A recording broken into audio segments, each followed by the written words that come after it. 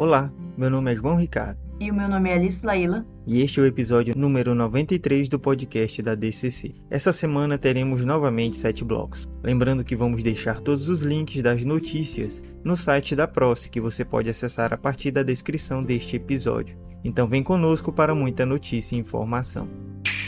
Bloco número 1, notícias nacionais e internacionais. A primeira notícia desse bloco é sobre a primeira vez em seus 127 anos de história que a Bienal de Veneza, uma das mais importantes exposições internacionais de arte do mundo, concedeu seus principais prêmios a duas mulheres negras na noite de sábado, dia 23. A americana Simone Leith ganhou o prêmio de melhor participação na exposição principal com Brick House, um busto de bronze de 16 metros, enquanto a britânica Sonia Boyce levou melhor participação nacional com a instalação multimídia Feeling Her Way. A Bienal de Veneza deste ano trouxe o tema The Milk of the Dreams e também premiou o artista libanês Ali Terry com o Leão de Prata de Jovem Participante. Após décadas de busca, um vestido usado por Dorothy no clássico filme O Mágico de Oz foi localizado e deve ser leiloado no próximo mês. A peça foi doada à Universidade Católica da América em 1973 pela atriz Mercedes McCambridge, mas depois desapareceu. A estimativa de pré-venda do leilão é de 800 mil a 1,2 milhão. Outra versão do vestido foi vendida em 2015 e faturou 1,5 milhão de sérios leiloeiros. Os rendimentos serão destinados à criação de novo programa de atuação cinematográfica na universidade. O artista indígena de Samoa renova a pintura de Gauguin através da fotografia. Numa madrugada de 2008, antes da abertura do Museu Metropolitano de Arte em Nova York, o artista Yuki Kihara sentou-se à frente de dois quadros do artista francês Paul Gauguin e os inspecionou na galeria abafada e vazia. O artista japonês Isamu Ono, que estava expondo no museu na época, estava particularmente interessado no quadro Duas Mulheres Tahitianas, de 1899, que apresenta duas figuras femininas em um cenário parecido com o Éden. 14 anos depois de vê-la pela primeira vez, Kihara reinterpretou a pintura junto com outras obras de Gauguin, em uma série de fotografias intituladas Acampamento Paraíso para a Bienal de Veneza. Em Acampamento Paraíso, com curadoria de Natalia King, Kihara entrelaça temas de direitos LGBTQ+, ambientalismo e descolonização. Andrew Woolfolk, saxofonista da banda americana Earth, Wind and Fire, que foi fundamental para a divulgação do estilo disco na década de 1970, morreu aos 71 anos. O músico que ajudou a criar um dos maiores sucessos da banda, incluindo September e Boogie Wonderland, faleceu na segunda-feira, dia 25, após passar 6 anos doente, informa o jornal americano The New York Post. A causa da morte não foi divulgada. O Festival de Cannes apresentou no dia 26 o seu júri para a edição deste ano, que acontece de 17 a 28 de maio. A escolha da presidência recaiu sobre Vincent Landon, o primeiro francês a comandar o júri desde 2009. O restante do colegiado será composto por 4 mulheres e 4 homens: a atriz e diretora britânica Rebecca Hall, a atriz indiana Deepika Padukone, a atriz sueca Noomi Rapace, a diretora e atriz italiana Jasmine Trinca, o diretor iraniano Asghar Farhadi, o diretor francês Ledley, o diretor americano Jeff Nichols e o diretor norueguês Joachim Trier. Landon é um velho conhecido do festival, tendo ganhado o prêmio de melhor ator em 2015 por La Loi de Marchais. No Carnaval de 2022, a Mancha Verde venceu na terça-feira 23 o Grupo Especial de São Paulo. Esse é o segundo título da agremiação ligado à torcida Sociedade Esportiva Palmeiras. O enredo da escola foi a água, que conduz à vida, que germina as sementes, que cobre mais de 70% do planeta e do corpo humano, inspirado pela canção Planeta Água de Guilherme Arantes. Já o Carnaval do Rio ganhou uma campeã inédita em 2022. Depois de bater na trave em 2020, a escola Grande Rio, enfim, conquistou o tão sonhado título com um desfile celebrando Exu, desmistificando o senso comum sobre uma das entidades mais adoradas da religião de matriz africana. A Grande Rio também aproveitou o desfile para combater a intolerância religiosa no Brasil. Caetano Veloso receberá o título de doutor honoris causa pela Universidade de Salamanca, uma das mais antigas da Espanha e do mundo. A honraria, entregue a personalidades e estudiosos que se destacam em suas áreas de atuação, será entregue durante a cerimônia em junho. Em 1998, Caetano ganhou o título de honoris causa pela Universidade da Bahia e em 2014 recebeu a distinção comendador da Ordem de Infante de Dom Henrique, Ordem de Mérito Cultural, a mais alta distinção de Portugal. E em 2014, por seu papel na divulgação da cultura latino-americana, foi nomeado professor honorário pela Universidade Nacional de Rosário, na Argentina. A atriz Suzana Faini, um dos mais conhecidos rostos das telenovelas, morreu na segunda-feira, dia 25, aos 89 anos, de complicações causadas pela doença de Parkinson. Paulistana, ela era bailarina desde os 19 anos e só começou a atuar aos 34. Em 1969, estreou nas novelas com Rosa Rebelde na TV Globo e no cinema com Os Paqueras, dirigido por Reginaldo Farias. Ao longo de décadas de carreira, Suzana participou de novelas que marcaram a TV, como Irmãos Coragem, Dancing Days e Pai Herói, além de minisséries como Chiquita Gonzaga.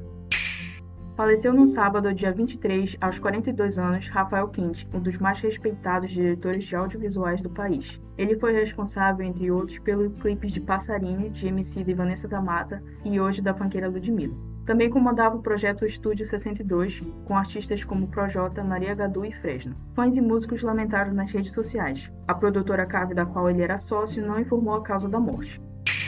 5.000 obras de compositores brasileiros serão editadas pelo projeto Música Brasília. O projeto Música Brasílias começou a tomar forma a partir da premissa de que a presença das músicas brasileiras só poderiam de fato ser constantes se as partituras estivessem disponíveis. O projeto contempla tanto compositores vivos como autores do passado e foi criado pela cravista e pesquisadora Rosana Lancelotti em 2009, com o objetivo de resgatar e difundir a música brasileira, tendo desde então editado cerca de 1.750 obras.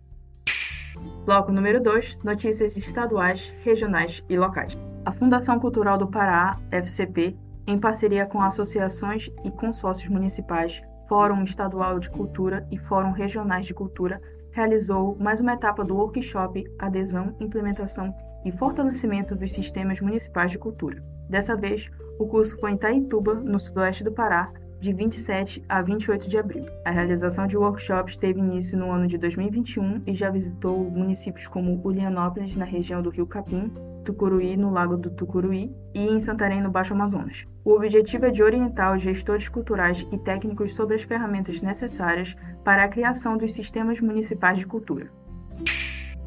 Na quinta 28 e na sexta-feira 29, realiza-se em Belém o espetáculo Para Sempre Rui, em homenagem ao poeta, historiador e compositor paraense Rui Paranatinga Barata. Internas do Sistema Penal do Pará participaram na composição de figurinos e acessórios para os artistas que vão se apresentar.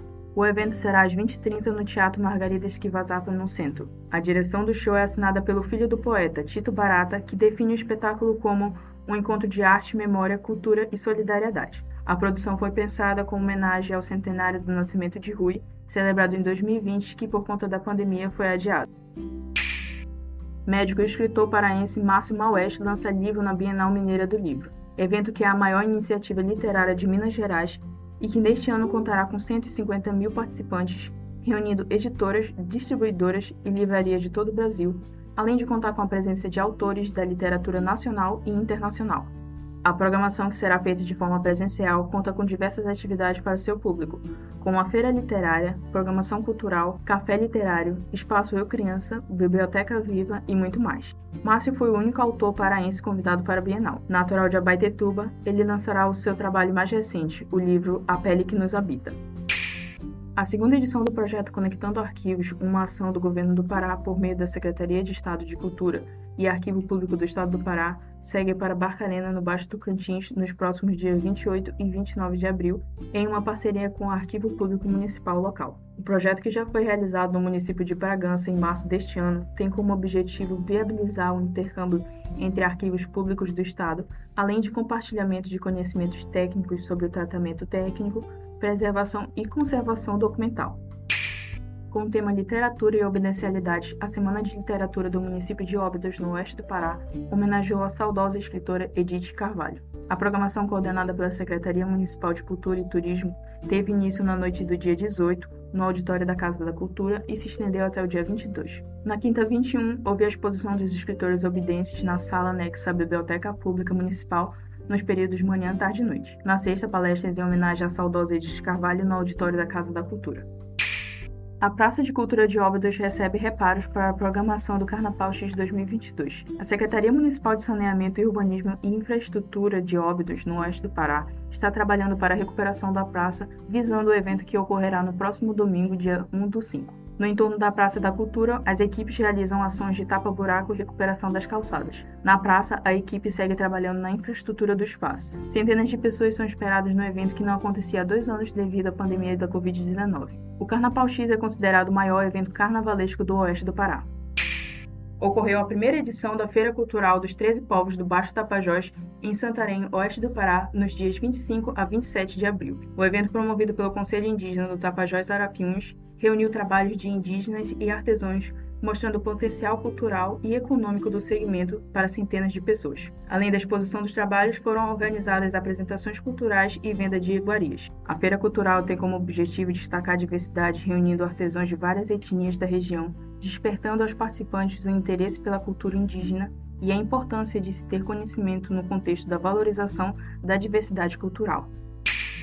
Ocorreu nesta quarta-feira, 27 de abril, o debate entre pesquisadores da Universidade Federal do Oeste do Pará, UFOPA, e o professor Eduardo Góes Neves, arqueólogo da Universidade de São Paulo, a USP. Em trabalho publicado no ano de 2015, o pesquisador da USP sustenta que Santarém é a cidade mais antiga do Brasil, com pelo menos 1000 anos. O debate foi organizado pelo Projeto de Extensão Luz e Ação da Amazônia, em parceria com o Instituto Histórico e Geográfico do Tapajós, o IHGTAP. A programação foi transmitida via YouTube pelo canal Instituto Cabana do Tapajós. Bloco número 3, editais, inscrições e eventos. O line-up do Festival Primavera Sound foi divulgado com nomes como Arctic Monkeys, Lorde, Travis Scott, Björk, Gal Costa, Interpol, Father John Misty, Hermeto Pascoal, entre os artistas confirmados para a primeira edição do Festival Espanhol no Brasil, no estádio do Morumbi, em São Paulo, e os ingressos já estão à venda.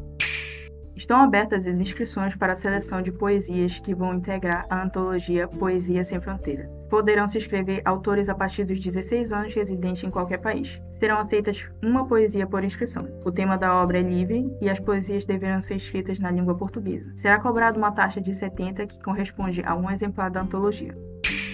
Está aberta a seleção para a antologia literária Mitos e Lendas do Brasil. Podem se inscrever autores de qualquer nacionalidade, desde que sejam maior de 16 anos e proeficientes em português. Serão aceitos textos cujos temas sejam em referência a lendas de folclore brasileiro, como o Saci, o Curupira, entre outros. Todos os participantes selecionados receberão gratuitamente o certificado de participação por e-mail e terão seu nome e pseudônimo divulgado tanto nas redes sociais da Bandeirante Editorial, quanto em diversos grupos de antologia literárias. As inscrições são gratuitas, mas os selecionados devem arcar com a quantia de R$ 30 referente ao custeio das despesas de editoração, diagramação, capa e arte de divulgação, registro da ISBN, além da impressão e envio de um exemplar físico.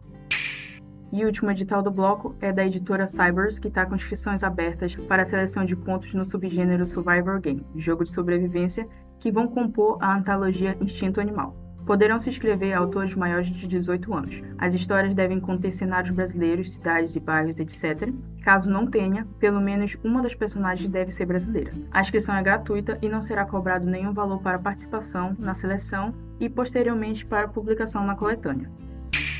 Bloco 4. Cinema, TV, streaming e agenda cultural. Na primeira notícia deste bloco, a Warner Bros. Divulgou na terça-feira, dia 26, a primeira imagem de Margot Robbie como a protagonista do filme Barbie, baseado nas aventuras da famosa boneca. Em apresentação na CinemaCon, evento para donos de cinemas nos Estados Unidos, o estúdio anunciou também que o filme estreia no país em 21 de julho de 2023.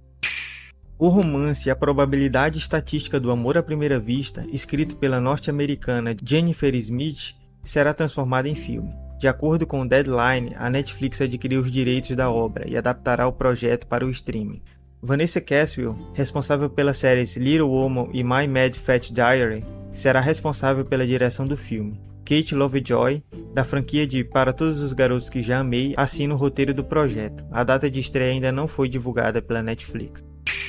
O diretor Jon Chu revelou que a adaptação cinematográfica do musical Wicked será dividida em duas partes. O primeiro longa, que será estrelado por Ariana Grande e Cynthia Erivo, será lançado nos cinemas em 2024, enquanto a sequência estreia apenas em 2025. A Sony confirmou a produção do terceiro filme de Venom durante a CinemaCon 2022. O estúdio, no entanto, revelou apenas o logo do novo filme, que não tem previsão de estreia. A produtora Amy Pascal já tinha dado a entender que um terceiro filme aconteceria. O segundo filme, Venom Tempo de Carneficina, superou a marca de $200 milhões na América do Norte e se tornou uma das maiores bilheterias pós-pandemia. O longa é dirigido por Andy Serkis e tem Tom Hardy e Woody Harrelson interpretando os personagens principais. A Disney divulgou na quarta-feira, dia 27, em Las Vegas, o título de Avatar 2, que se chamará Avatar: The Way of Water, O Caminho da Água, em tradução livre, mas ainda sem nome oficial no Brasil. Este filme é a sequência do filme de James Cameron, um filme de 2009 que faturou 2,8 bilhões de dólares em bilheteria no mundo. Com óculos 3D, os presentes na convenção anual CinemaCon assistiram às primeiras imagens da prévia deste novo filme, com os personagens de Na'vi nadando nos oceanos e rasgando os céus do planeta fictício de Pandora. Avatar 2 vai estrear em 16 de dezembro de 2022. Para evitar um conflito direto com Avatar 2, a Warner Bros. Anunciou a mudança da data de estreia de Shazam 2, Fury of the Gods, para 21 de dezembro, já que antes estava previsto para chegar aos cinemas no mesmo dia que o filme de James Cameron. A notícia foi dada durante a CinemaCon 2022, que também trouxe prévias do novo Shazam. Doutor Estranho no Multiverso da Loucura, uma das maiores apostas da nova fase do universo cinematográfico da Marvel, não vai ser exibido nos países árabes. A Disney se recusou a cortar a personagem lésbica América Chaves, o que levou a Arábia Saudita a proibir o filme, e os cinemas de Catar e Kuwait a interromperem a venda antecipada dos ingressos. Monarquias teocráticas, esses países tratam a homossexualidade como crime. Mais que experiente na atuação, Glória Pires estreia do outro lado da câmera, como produtora, em A Suspeita, de Pedro Peregrino. Além da produção, ela estrela o longa como Lúcia, uma comissária da Polícia Civil do Rio que descobre sofrer da doença de Alzheimer em meio a uma investigação delicada. A atuação que valeu a Glória é o Kikito de melhor atriz no Festival de Gramado. É possível conferir o trabalho dela no teaser inédito divulgado pela produção. A Suspeita chega aos cinemas no dia 16 de junho. Novo filme da Disney e Pixar, Lightyear, terá um nome conhecido pelo público brasileiro, o ator e apresentador Marcos Mion, que emprestará sua voz ao personagem principal, Buzz Lightyear. Mion fez o anúncio em seu perfil no Instagram, em conjunto com Guilherme Briggs, dublador oficial do brinquedo Buzz. O filme Lightyear tem estreia marcada para o dia 17 de junho de 2022. A trilha sonora original do longa também estará disponível neste dia. Vamos agora para as estreias do cinema da semana. Vários filmes chegaram aos cinemas esta semana, entre eles Downton Abbey, Uma Nova Era, que é o segundo longa feito a partir da série atualmente na Amazon Prime, e retoma a história da família Crowley, agora às voltas com uma herança misteriosa. Da Argentina vem Como Matar a Besta, estreia de Agustina Sanmartín na direção. Em uma história que, ao partir para encontrar a tia numa cidadezinha na fronteira com o Brasil, uma jovem encontra um lugar assombrado por uma fera. Ainda na linha de sustos, temos o filme A Criança do Diabo, que mostra uma enfermeira obrigada a confrontar seu passado ao cuidar de um médium decrépito. E tem filme para Geeksfera também, Jujutsu Kaisen Zero, o filme inspirado em um dos mais populares animes japoneses. Já em Meu Amigãozão, o filme, após saberem que vão para uma mesma colônia de férias e se decepcionando, Yuri, Lily e Matt acabam entrando em uma confusão daquelas quando seus amigãozões saem correndo para o mundo mágico. Já no filme Incompatível, uma jovem cancela seu casamento após ser influenciada por um youtuber de relacionamento. Ao ficar sabendo do real motivo da separação, o ex-noivo faz de tudo para tê-la de volta. Em Um Conto de Amor e Desejo, após conhecer a nova menina que se transferiu para sua escola, a Mad começa a questionar sua identidade e desejo sexual. Já em Paris, 13º Distrito, 3 meninas e um menino são amigos, às vezes amantes e frequentemente os dois. No último filme, Within, uma série antológica de momentos durante a pandemia da Covid-19. Passamos agora para a nossa agenda cultural. Lilia de Itamaracá apresenta o show do disco Ciranda Sem Fio, hoje com a participação de Alessandra Leão e DJ Dolores. Transmitido pelo Itaú Cultural no YouTube, o evento integra a programação da Ocupação Lilia de Itamaracá, em cartaz na sede do Instituto em São Paulo. A cantora carioca Maranda lança hoje nas plataformas de streaming o single Corpo de Lata, que mistura influências africanas e espanholas com o som do grupo americano The Doors. Ainda hoje, o alemão Alexander Liebrecht rege a USESP, coro e solistas convidados em concerto com a Missa da Coroação, de Mozart, e a Segunda Sinfonia de Brahms. O Sesc TV exibe no sábado o primeiro dos 4 episódios de Amazônia, Arqueologia da Floresta, série de Tatiana Toffoli, que acompanha pesquisas realizadas no sítio arqueológico Monte Castelo, em Rondônia. Escrito e dirigido por Gabriela Melão, a peça-filme Começo do Fim estreia no Teatro Sérgio Cardoso Digital, no domingo, com uma reflexão sobre o mundo dos sonhos e da subjetividade feminina. No mesmo dia, o Itaú Cultural começa a temporada virtual de 2 espetáculos. Marília Gabriela Não Vai Mais Morrer Sozinha, do coletivo amazonense UTC4, e Em Busca de Judite, de Jéssica Barbosa e Pedro Sá Moraes. Obras de Berg, Ravel e Saint-Saëns entre outros, estão no programa que a Orquestra Jovem do Estado toca neste domingo sob a regência de Cláudio Cruz. Na segunda, o Roda Viva da TV Cultura recebe a psicóloga e escritora Cida Bento, referência no combate ao racismo e autora do livro O Pacto da Branquitude. Em cartaz no Teatro São Pedro, em São Paulo, a ópera Os Capuletos e os Montecchios também pode ser vista online. Dirigida por Antônio Araújo, a montagem promove o encontro do bel canto de Vincenzo Bellini com o Brasil das Milícias. A fotógrafa carioca Fernanda Liberti e a artista interdisciplinar Igilola Ayedun participam do debate de lançamento da nova edição da revista Zoom nesta quarta. Ainda dá tempo de acompanhar as sessões do Festival de Curtas-Metragens Fique Rio, que neste ano exibe cerca de 100 títulos pelo YouTube, além de homenagear a atriz Léa Garcia. Lançado para marcar o Dia do Choro, comemorado em 23 de abril, o projeto Choro Timeline disponibiliza uma compreensiva linha do tempo do gênero, de 1830 aos dias de hoje. Mais de 600 imagens de documentos a capas de disco e fotografias ilustram a plataforma criada pelo Instituto Casa do Choro. Para outras dicas de cultura, você pode conferir a newsletter da revista Bravo. Passamos agora para o nosso quinto bloco com o Momento Reflexão. O texto de hoje é intitulado A Degradação Ambiental por Meio do Garimpo Ilegal, o caso de Alter do Chão, e foi escrito por Kate Silva de Oliveira, acadêmica da UNAMA. Desde a formação da estrutura fundiária no Brasil, a prática do garimpo legal se fez presente de forma constante na Amazônia, sendo um dos principais desafios que permeiam os conflitos socioambientais na região e que afeta diretamente as populações amazônidas, que vivem perto de localidades onde acontece essa prática. Nesse viés, em 18 de fevereiro de 2022, foi noticiado que as águas do rio Tapajós, em Alter do Chão, sofreram mudanças de coloração e que isso se deu por conta da alta do garimpo e do desmatamento na região, de acordo com o laudo feito pela Polícia Federal. Diante desta notícia, é importante analisar o aumento do garimpo em regiões próximas a rios e de que forma isso estimula a degradação ambiental e a contaminação devido a minérios e outros sedimentos que são despejados nos rios. Em primeira instância, de acordo com Fearnij, o garimpo se configura como uma atividade econômica de mineração de cunho artesanal, que consiste no extrativismo de substâncias minerais como ouro, diamantes ou outros tipos de minérios. O processo da garimpagem, na maioria das vezes, é feito com poucos recursos, utilizando-se de equipamentos simples e ferramentas rústicas, que apresentam baixos investimentos em suas aquisições. A atividade é considerada como uma forma legal de extração de riquezas minerais, segundo a Lei nº 7.805, de 18 de junho de 1989, desde que atenda a determinadas regras e critérios. Na Amazônia, o garimpo tem sido praticado desde o século XVI, no qual o desenvolvimento dos sistemas de rádios e o acesso a pequenos aviões facilitou a exploração de minas em localizações remotas da região. Nessa perspectiva, durante a crise do petróleo no final da década de 70, o aumento do preço real do ouro também configurou um forte estímulo para as atividades garimpeiras, provocando uma corrida pelo ouro no território amazônico na década seguinte. A partir disso, a atividade continuou a crescer e a se desenvolver, porém, durante os últimos 10 anos, o garimpo legal e ilegal triplicaram sua área de atuação na Amazônia, segundo dados realizados pelo MAP Biomas, onde é possível perceber que seus maiores avanços se localizam em terras indígenas e em unidades de conservação, constituindo-se como uma séria problemática ambiental e social.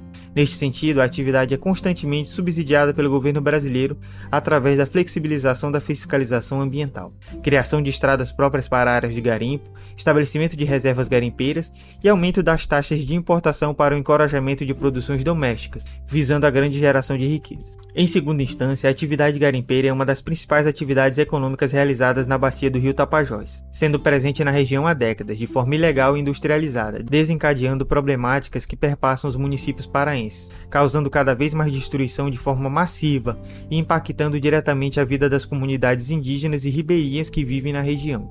Nesse sentido, a notícia da mudança de coloração das águas do rio, também conhecida como Caribe Amazônico, mostra o despejo de grandes quantidades de sedimentos utilizados por garimpos, assim como os despejos de rejeitos tóxicos de cianeto e mercúrio, constando como uma grave ameaça à saúde pública em toda a região.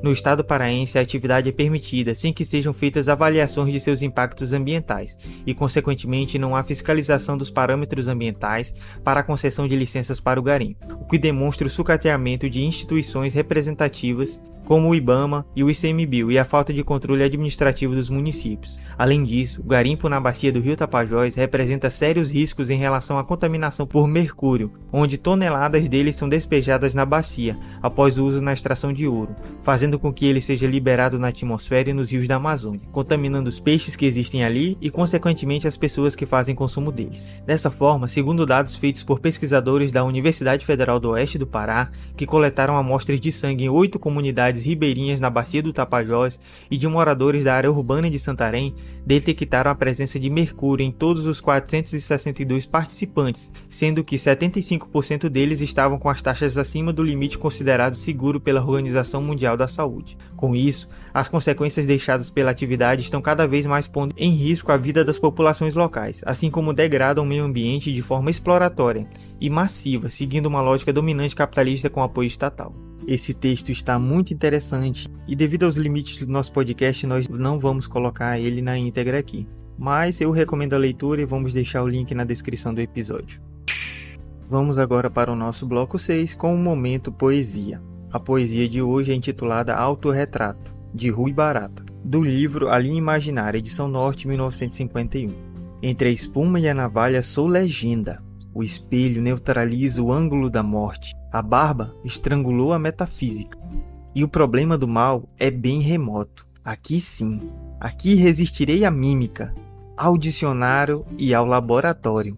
A herança do punhal brilha de novo. O fantasma de Abel não me intimida. Vejo a testa crescer entre espirais de fumo. O olhar que não vacila. Da ruga à pré-história. E o peito rasgado pela fúria do poema. Aqui sim. Aqui iniciarei a espécie nova. Aqui derrotarei o homem-harpa.